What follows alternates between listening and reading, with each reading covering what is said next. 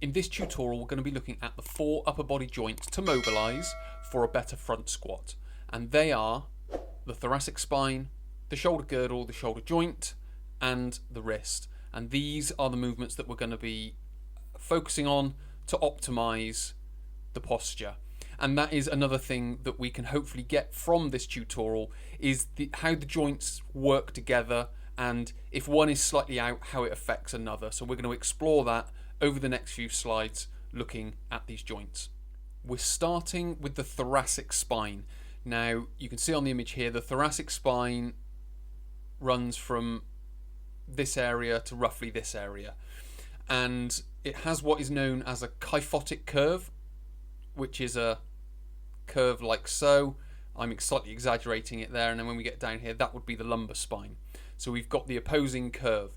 Now, what we need from the thoracic spine, and the reason I'm starting with this, is because this is, in some respects, it's the joint that we need to start from. You could say it's the most important joint that we need to be focusing on, but I say it's the joint that we need to start from, for the very reason that as we work through these joints, you're going to see how the upper spine affects, if it's not extended properly, how it affects the shoulder girdle, how it affects the shoulder, and how it affects the wrist. So what we need to be able to do, so let's just say this is a kyphotic curve. What we need to be able to do is remove some of that kyphotic curve. So we need to have it slightly less exaggerated. It's a slightly less of a flat curve, but there is still a curve there. You can see there is still a very small curve in my lumbar spine, and again you can see there is a very small curve in my upper spine. But the reason we need to get that extended, it allows the shoulder girdle to do its job, which we're going to talk about next. It also helps with one aspect of the shoulder joint, and if we can get the spine in place and the shoulder girdle and the shoulder joint in position, then that's going to make the job of the wrists that much easier. If we get the thoracic spine not extending as we need it to, what essentially we're doing, we're setting up on a less stable foundation. The second joint is the shoulder girdle. Now, the shoulder girdle is essentially, or the main part that we're going to be talking about, is the shoulder blade here. And we're talking about the abduction and depression. Now, if I just very crudely draw a spine with a rib cage, and then we've got the shoulder blade, let's just say in its normal position here. Again, normal position here. So what it needs to be able to do is this shoulder blade needs to be able to roll down and around the rib cage. So we need it to move smoothly down and around. Now, what that's going to create is at the shoulder joint, we're going to be able to flex the shoulder, which is essentially bringing the elbows up, or bringing the humerus, which is the bone of the upper arm here, bringing that from this position up into this position. So essentially there is a 90-degree angle here. What I do see a lot when people are doing front squats, when they're standing, they will have elbows pointing down and then the bar sat on top of their shoulders, let's say. So essentially they're carrying it on their shoulders, and what that means is it's the muscles that are holding it. What you're basically trying to do with this position is you're really trying to create a shelf for it to go on. So you're not sort of carrying it muscularly, i.e. holding it up with the arms. What you're doing is you're moving the arms up into a position, locking them in position, and then placing the bar on top of them.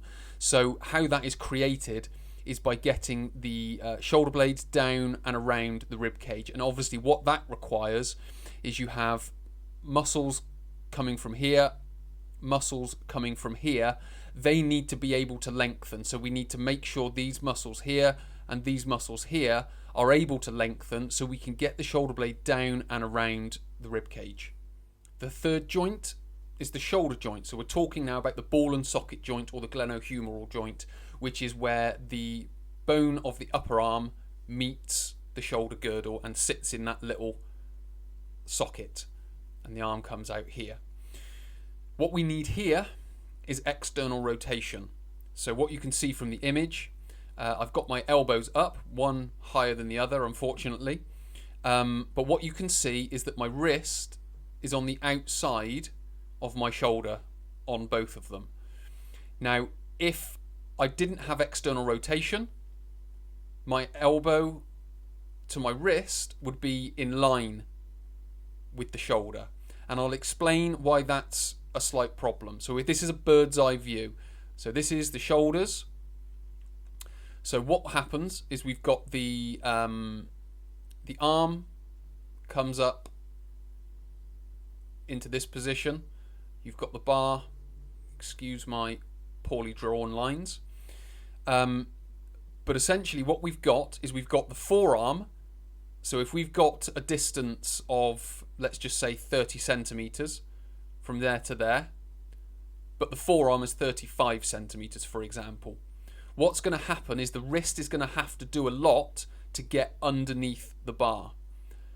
But if we've got external rotation, and my forearm is obviously still 35 centimeters, then that distance from here to here is going to be greater than the distance from here to here. So it's much easier for my wrist to then get underneath the bar. So we need that external rotation. It also helps with the stabilizing of the shoulder joint because the external rotation does that. But the main reason that we need it is to help with the wrist. So this is sort of the optimizing part of it. So we've talked about the thoracic spine. That impacts on how well the shoulder girdle can get round the ribs. That also influences how high the elbows can get, which allows the bar to sit on. We then need external rotation to then help to get the wrist under. So you can hopefully start to see how all these joints need to, in some respects, optimize with each other to get the optimal position. And the final joint is the wrist. And then we're going to be trying to get extension there. Now, extension is the wrist being able to do this. You've also got the fingers as well. They need to get under the bar and sort of, in some respects, create that hook which helps support and keep the bar in position. Now, as I've mentioned with the shoulder joint and the external rotation that's required, that's creating a longer distance. So we've got the upper arm. This is a bird's eye view. We've got the upper arm, and then that is the forearm coming off there. Obviously that, so again, if we have the bar coming across, if we have the bar coming across here, from here to here is a shorter distance than it is from here to here.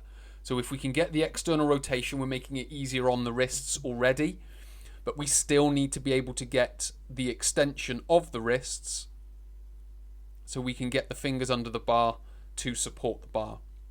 And then again, all of this is helped by the thoracic spine, the shoulder blade, the shoulder joint and the elbow coming up, the external rotation, and then the final part is just getting that wrist extension so we can then drop the fingers under the bar and hold it in position. To summarize all this information, just quickly go back to the first slide. So we've got these 4 joints of the upper body that we need to mobilize. We would always start with the thoracic spine because that's the foundation for the shoulder girdle, the shoulder joint and the wrist.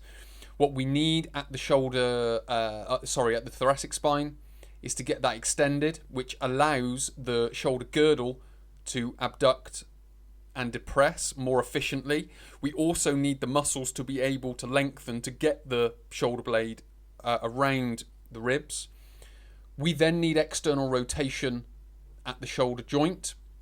What that's allowing is for the wrists to get underneath the bar, and then we can just finish off with wrist extension so we can physically get the wrists under the bar with the space that we've created with the thoracic spine, the shoulder girdle and the shoulder joint.